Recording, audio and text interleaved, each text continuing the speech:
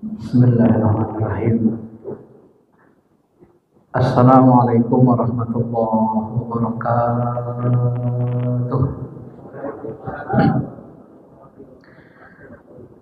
Alhamdulillahilladzi an'amana bi ni'matil iman wal islam wal ihsan. Asyhadu an la ilaha illallah wahdahu la syarikalah wa asyhadu anna Muhammadan abduhu wa rasuluhu alladzi la nabiyya ba'dah.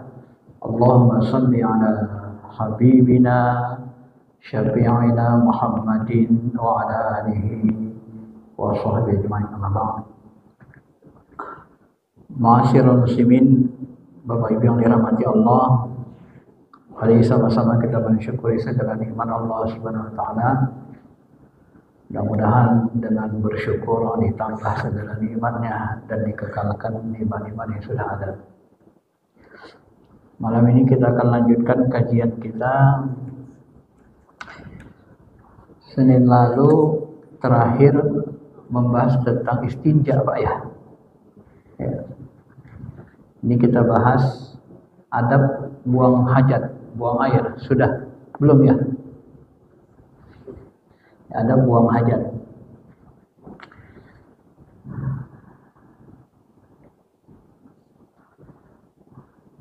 Ada buang hajat.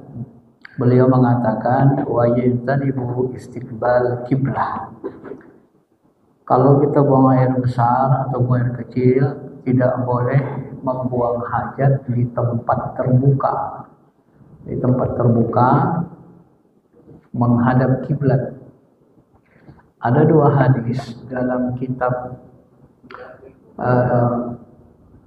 Mukhtalaful Hadis, dua hadis yang bertentangan. Nabi SAW melarang kita menghadap kiblat buang hajat. Kemudian dalam satu kesempatan Nabi kelihatan menghadap kiblat buang hajat. Lalu ini coba dikombinasikan oleh ulama. Ternyata Nabi SAW buang hajat yang menghadap kiblat itu ketika di tempat atau di ruang tertutup gitu ya. Kalau di ruang terbuka tidak boleh. Jadi ketika ada ruang tertutup, itu Nabi pernah kelihatan buang hajat menghadap kiblat. Akan tetapi tetap lebih afdal tidak menghadap kiblat kata ulama. Jadi dua hadis itu dipadukan ya. Ternyata Nabi menghadap kiblat itu pernah itu di ruang tertutup. Maka di dalam mazhab Syafi'i disebut tidak boleh buang hajat di tempat terbuka dengan menghadap kiblat atau membelakanginya ya. Karena kita menghormati arah Ka'bah. Tidak boleh membuang air kecil maupun air besar di air yang menggenang. Jadi kalau ada air tak mengalir gitu Pak ya. Misalnya ada air yang di taman itu tak mengalir, dia kolam kecil, itu tak boleh buang air di situ. Kenapa? Nanti airnya jadi najis. Ya, maka kita dianjurkan buang air ya di sungai atau yang air yang mengalir, supaya ada nanti di samping dari sisi kesehatan dia tidak bau, juga dari segi fikihnya tidak bernajis. Tapi kalau kita buang air kecil, air besar di air yang menggenang, tidak mengalir, ini airnya jadi najis nanti karena dia menjadi bau, ya, berubah. Air itu kalau berubah nanti rasanya, berubah warnanya atau berubah baunya, terpengaruh dia baunya, maka dia menjadi munajjas, menjadi najis. Maka dalam mazhab Syafi'i berdasarkan hadis-hadis Nabi, ini dilarang membuang air kecil maupun air besar di air menggenang, di bawah pohon yang berbuah. Nah, ini kita dilarang buang air. Apalagi kadang-kadang di pohon ini ada juga kadang-kadang ya, tidak semua pohon itu ada yang dijadikan jin sebagai markasnya kan. Pohon-pohon besar. Kadang-kadang saya punya teman dulu dia buang air sering sembarangan di hutan-hutan, di pohon-pohon besar, airnya sakit, sering kerasukan. Nah, ternyata salah satunya penyebabnya itu. Maka ini dilarang kita membuat buang air di pohon yang berbuah, di jalanan, ya di tempat orang berteduh, serta di lubang. Karena lubang-lubang itu ada binatang yang masuk, apalagi lubang semut dan seterusnya, tidak boleh kita menyakiti makhluk lain. Kemudian dimakruhkan tidak boleh bicara buang air kecil maupun air besar. Jadi buang air kecil, buang air besar itu Pak, Bu, kita dimakruhkan bicara, tak boleh ngobrol. Termasuk merokok sebenarnya kan. Kadang-kadang ada orang masuk WC merokok ya kan. Tak boleh sebenarnya itu Pak. Makruh. Tak boleh menghadap matahari dan bulan serta membelakangi keduanya. Nah, ini tambahannya. Nah, mengenai larangan buang hajat di tempat terbuka, menghadap kiblat atau membelakanginya, ini terdapat dalam hadis Sahih Bukhari ya nomor 386 dan Sahih Muslim nomor 264. Iza ataitum ghaid fala tastaqbilul qiblah. Nah, inilah hadis sahihnya salah satunya. Apabila kalian mau buang hajat, maka janganlah menghadap kiblat. Walas tadbiruha, dan jangan mentadbirnya, membelakanginya. Walakin syarraqu aw gharabu. Akan tetapi hendaklah kalian menghadap syuruk, menghadap ke timur atau ke barat. Nah, kalau kiblat itu kan ini barat, dia agak miring dikit kan. Jadi kita miringkan dikit ke barat atau ke timur. Ini sudah sering kita lakukan. Makanya toilet-toilet kita itu biasanya kan di setting tidak menghadap kiblat. Nah, beliau menjelaskan ini dikhususkan di padang pasir, tempat-tempat yang nggak ada penutupnya. Inilah dia. Dalil pengkhususan adalah hadis yang diriwayatkan Bukhari dan Muslim serta selain keduanya dari Ibnu Umar. Saya pernah menaiki atap rumah Hafsah untuk beberapa kebutuhanku. Kemudian saya melihat Nabi buang hajat dengan membelakangi kiblat dan menghadap ke Syam. Nah, inilah dia. Jadi ada ternyata hadis ya, Nabi SAW menghadap kiblat, tetapi di ruang tertutup, ya di WC. Walaupun tetap lebih utama tidak menghadap kiblat. Ya.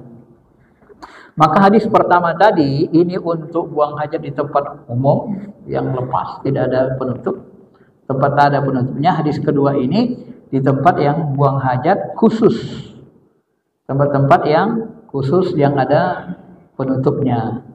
Ini adalah bentuk penggabungan di antara dalil-dalil yang ada. Ternyata kitab penjelasan di dalam kitab Mukhtalaf al-Hadis diambil oleh matan Abu Suja ini ya. Ini yang pertama. Yang kedua, Bapak Ibu yang dirahmati Allah, buang air kecil itu tidak boleh maupun air besar tidak boleh di air yang menggenang. Nah, ini diulanginya. Hadis Sahih Bukhari Muslim. Nah, ini berdasarkan hadis Sahih Muslim nomor 281. Dari Jabir bin Abdullah, Nabi SAW bersabda, beliau melarang buang air kecil di air yang tidak mengalir. Buang air besar lebih jorok lagi dan lebih utama untuk dilarang.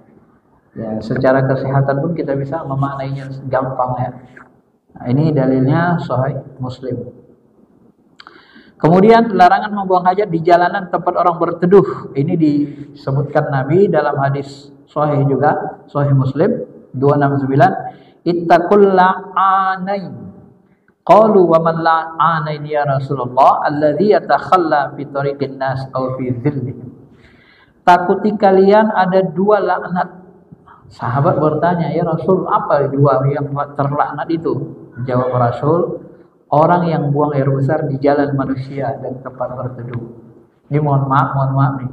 Misalnya di situ kan ada halte tempat berteduh. Kita buang air kecil, buang air besar.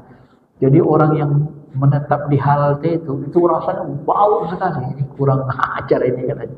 Maka Nabi membahasakan lain, dilaknat. Orang melaknat kita, Pak, mencela kita, mengutuk orang dibuatnya.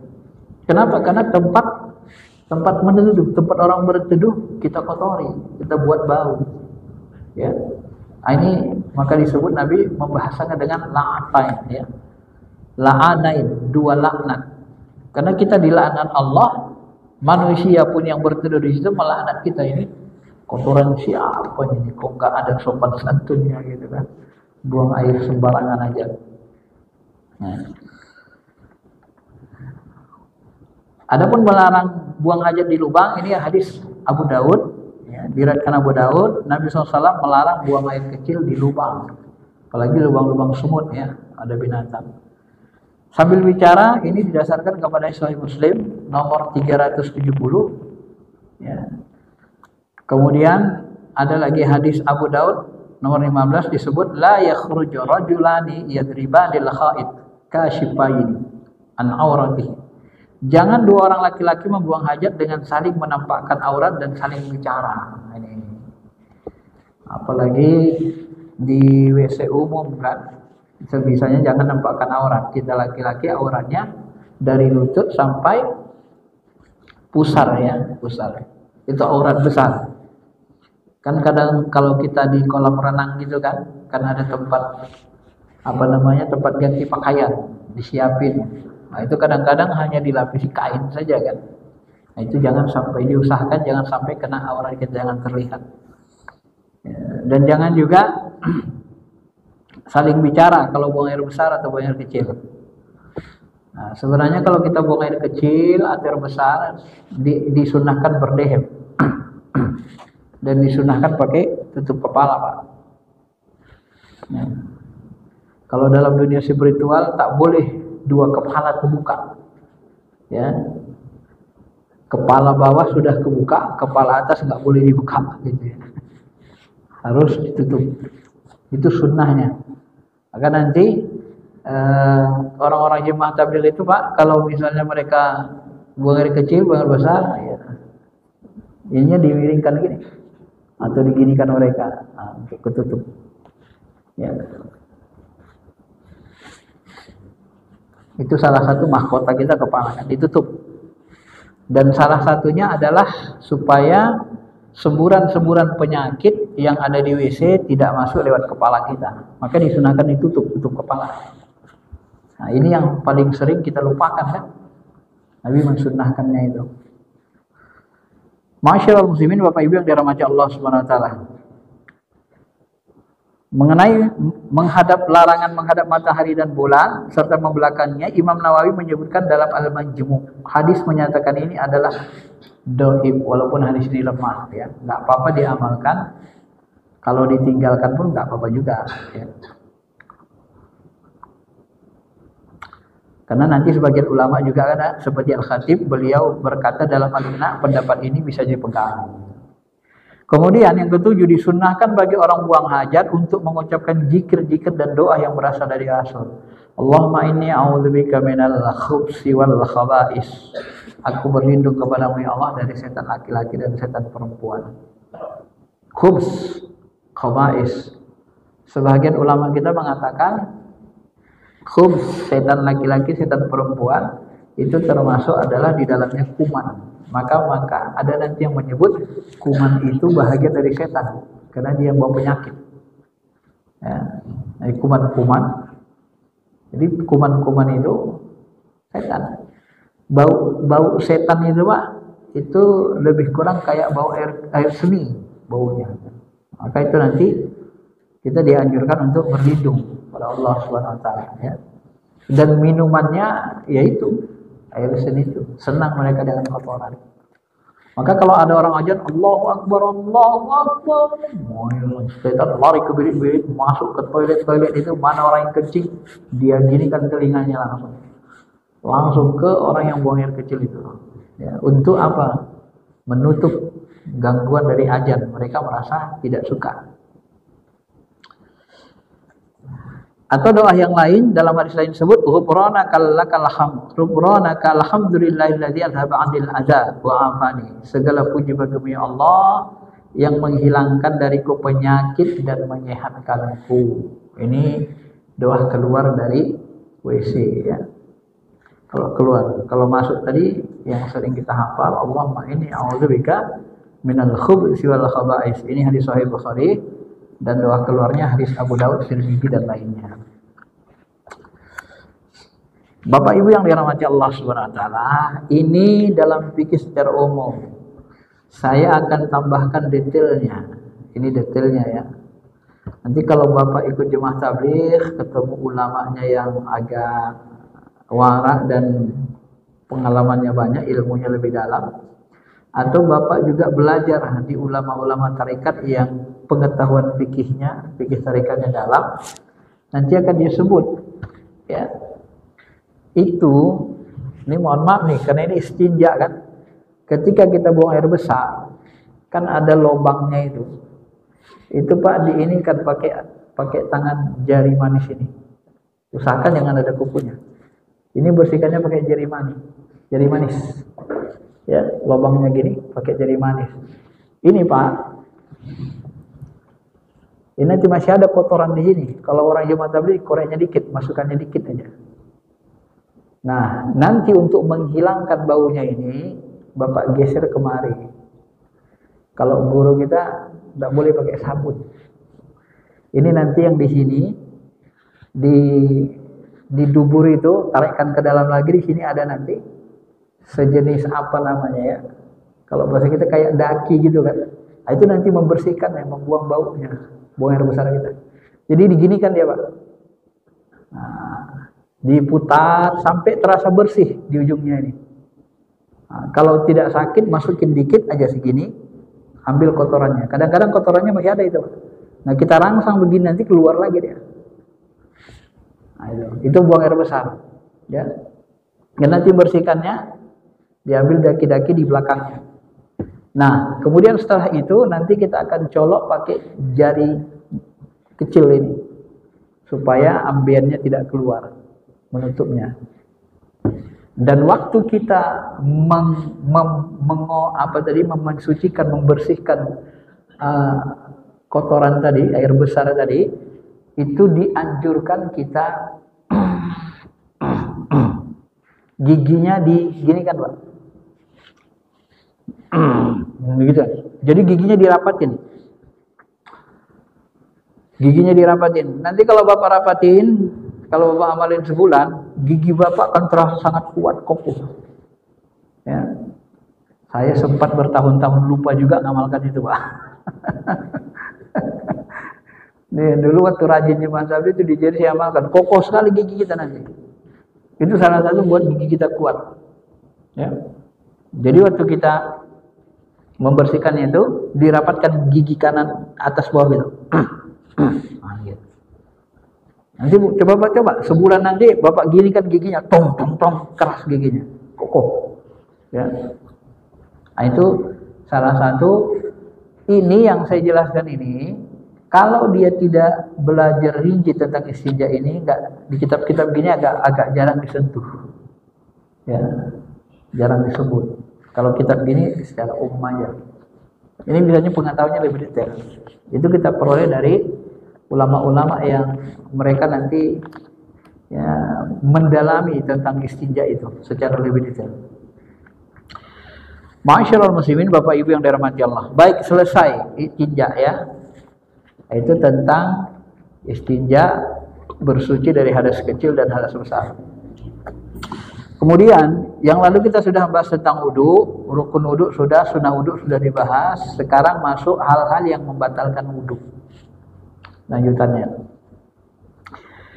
Apa yang membatalkan wudu? Walladzi yang qadal wudu sitta asya. Yang membatalkan wudu itu ada 6. Ya, ada 6 perkara. Pertama adalah ma khaja minas subulin, keluar dari kubul dan dubul, buang air kecil, buang air besar. Maka tadi bahas istinja dulu. Keluar dari kubul dan dubur, air kecil, air besar. Pokoknya asal buang air kecil, buang air besar, batal wudu. Ya. Nah, ini didasarkan kepada hadis, didasarkan kepada Al-Qur'an dan hadis. Ayatnya auja'a ahadum minkum minal ghaib aula mastumun nisa dan seterusnya. Al-Maidah ayat 6. Ya, auja ahadum minal ghaib artinya apabila kalian kembali dari tempat buang air, dari WC. Jadi bahasa Allah itu sangat halus. Kalau kamu keluar dari WC, dari tempat buang hajat, batal lah wudunya. Ya, gitu. Allah membahasakan begitu. Adapun Rasulullah SAW dalam hadis Sahih Bukhari Muslim disebutkan la yaqbalullah salat ahli idza ahdasa hatta yatawadda. Tidak diterima salat seseorang kalian sampai dia berwudu apabila dia berhadas. Jadi hadas kecil itu buang air kecil ya dari kubul dan bul atau buang air besar. Itu termasuk hadas kecil. Kemudian ada juga dalam fikih Syafi'i termasuk kentut. Nah, kentut ini termasuk membatalkan wudu karena kentut ini keluar dari dubur. Jadi konsep awalnya tadi Pak, keluar dari kubul dan dubur. Nah, yang keluar itu apa? Buang air kecil, air seni, buang air besar. Kentut juga dari dubur, kan gitu kan? Makanya mazhab Syafi'i membatalkan itu. Buang angin batal. Kalau mazhab Maliki enggak batal. Tapi mazhab Syafi'i dibatalin. Nah, ini juga berdasarkan hadis riwayat Abu Hurairah. Salah seorang penduduk Hadramaut bertanya, apakah hadas itu wahai Abu Hurairah? Abu Hurairah menjawab, kentut yang ringan maupun yang bersuara keras. Dari sebab yang disebutkan ini, maka dikiaskan semua yang keluar dari kubul dan dubur, ya, walaupun keluar itu suci, buang angin itu termasuk membatalkan wudu, gitu ya. Ini yang pertama, ya, yang membatalkan wudu. Yang kedua, Bapak Ibu yang dirahmati Allah, tidur berat tidak meletakkan pantat di atas tanah membatalkan wudu berdasarkan hadis Abu Daud ya, dan selainnya dari Ali. Rasulullah SAW bersabda, wika usah al-ainani paman nama falyatawaddo. Artinya apa? Kedua mata adalah pengawas dubur. Siapa yang tertidur hendaklah dia wudu. Paham Bapak maksudnya? Jadi kalau kita tidurnya terlentang dalam mazhab Syafi'i, ya, berjelasan di sini, itu batal wudu kita, Pak. Tapi kalau kita tidurnya pantat kita di atas tanah gini, itikaf kita kan? Kan sering Pak orang khutbah Jumat banyak yang tidur kan, kadang sebagian Jumat kan? Ya kan? Lagi dengar khutbah, katanya. Ya kan? Batal nggak itu wudunya? Kalau orang dengar khutbah, ngorok dia Pak. Karena ada gitu kan, lagi khutbah, ngantuk dia kan. Batal nggak wudunya? Tidak. Kenapa? Karena dia tidurnya dalam kondisi duduk, niatnya itikaf zikir. Tapi kalau dia tidur telentang, batal wudunya. Nah, itu mazhab Syafi'i. Ya, ngantuk berat aku tidur bentar lah, batal kalau dia telentang. Nah, ini didasarkan kepada hadis hadis yang diriwayatkan oleh Abu Daud. Ya.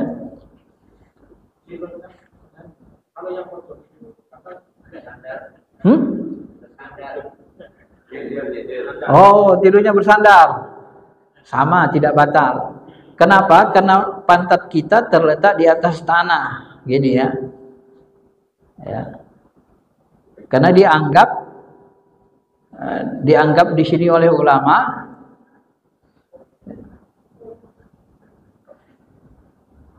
kedua mata adalah pengawas dubur. Barang siapa yang tertidur hendaklah dia berwudu. Jadi kalau kita begini, tidurnya kan kalau bahasa saya sih, saya pahami, tidurnya kayak tidur ayam. Bukan tidur beneran gitu. Tapi kalau sudah kita begini, itu udah benar tidur itu. Udah sungguh-sungguh serius banget gitu ya. Makanya kalau kita zikir ketiduran sambil tidur, duduk, itu nggak batal dulu. Ya. Ya. itu kita begini. Terus saking minyaknya dia apa bahasa Cirebonnya cengkang.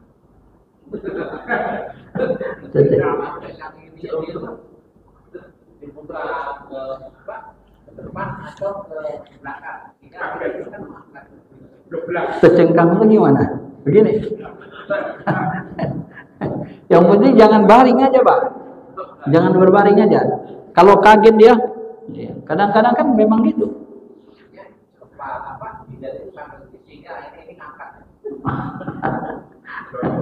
Iya, itu termasuk. Tidak termasuk, karena dia masih pantatnya masih di atas tanah. Tidur dia, tidur gini kan? Nah, tinggal. Ya sampai nyumput. Ya, itu dianggap tidak batalin, Pak ya. Kita kembali ke kaidah penjelasan ulama, kalau tidur telentang baru batalin wudu.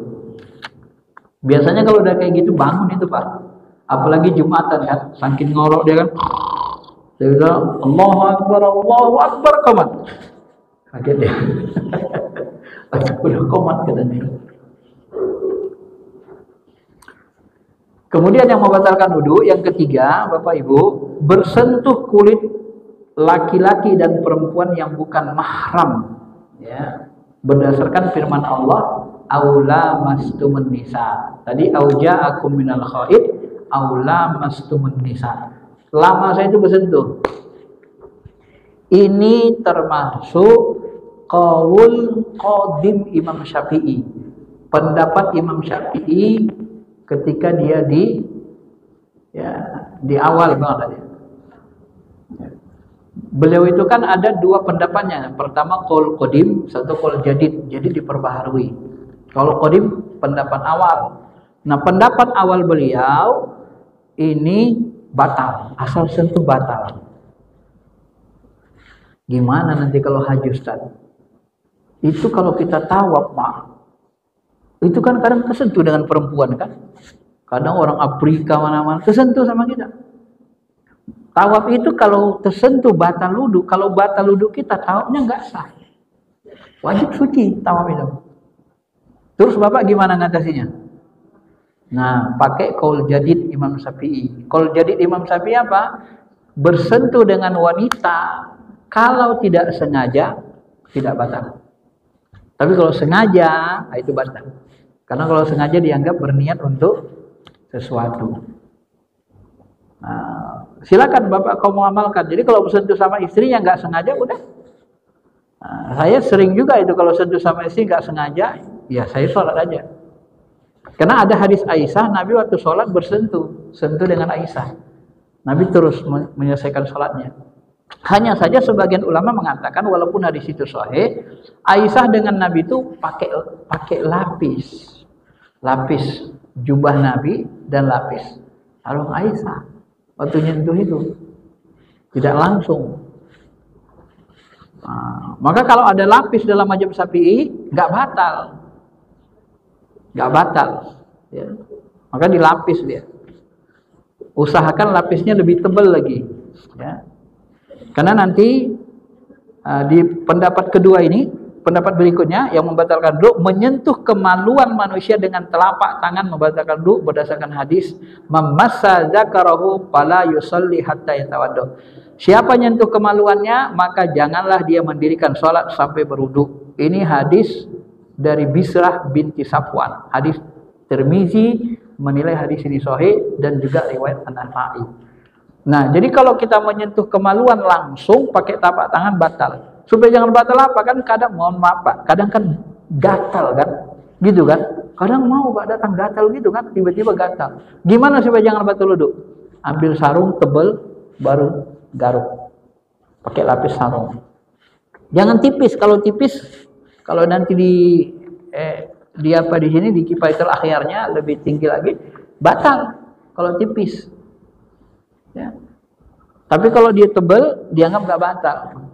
Mungkin pemahamannya kalau terlalu tipis itu menumbuhkan syahwat. Ya.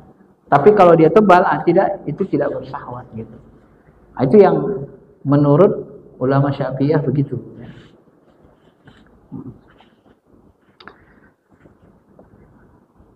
Jadi kalau gatal kemaluannya dilapisi pakai kain tebal baru sentuh.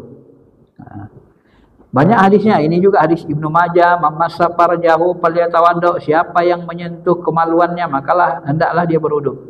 Laki-laki perempuan sama, ya.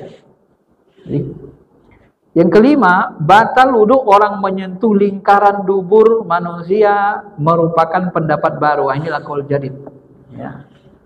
Lingkaran dubur tadi kan kemaluan, kalau lingkaran dubur pun ini dibatalkan. Ini pendapat Imam Syafi'i ketika dia di Mesir. Berarti Baghdad qaul qadim, Mesir qaul jadid. Pendapat baru qaul jadid beliau dibatalkan. Baik dalam bentuk karangan maupun fatwa. Pendapat ini diamalkan terus kecuali masalah-masalah yang ditarjih oleh para imam mazhab terdahulu dan diungkapkan nasnya.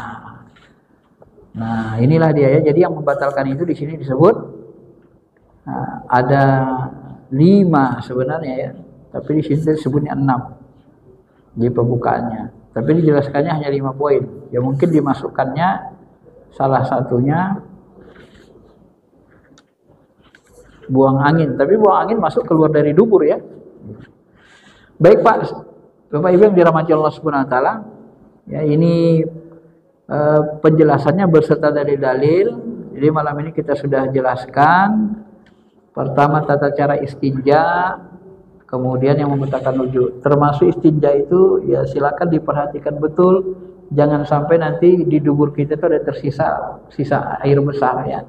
Karena itu sering terjadi Pak, kalau Bapak tidak sarangsang lagi dia, tidak diginiin pakai jari manis, nanti dia masih ada tersisa itu. Kalau jemaah tabligh itu dimasukkannya lagi. Di dalam dubur itu masih ada lagi kotoran itu. Ada yang dimasukkannya lagi. Ya, supaya bersih betul. Cuman nanti kalau dimasukkan terlalu sering dikorek sakit kalau ada kukunya. Kadang gara-gara itu ambien kita. Jadi orang jemaah tabligh itu teman saya dulu sampai meninggal gara-gara ambiennya. Karena sering seperti itu ya. Ini kita juga menghindari penyakit, jangan sampai kita colek-colek sampai ke dalam sehingga nanti menyebabkan ambien. Nah. Baik, saya kira itu saja dulu ya. Ada yang mau tanya? Yang mau ditanya? Ya, silakan Pak.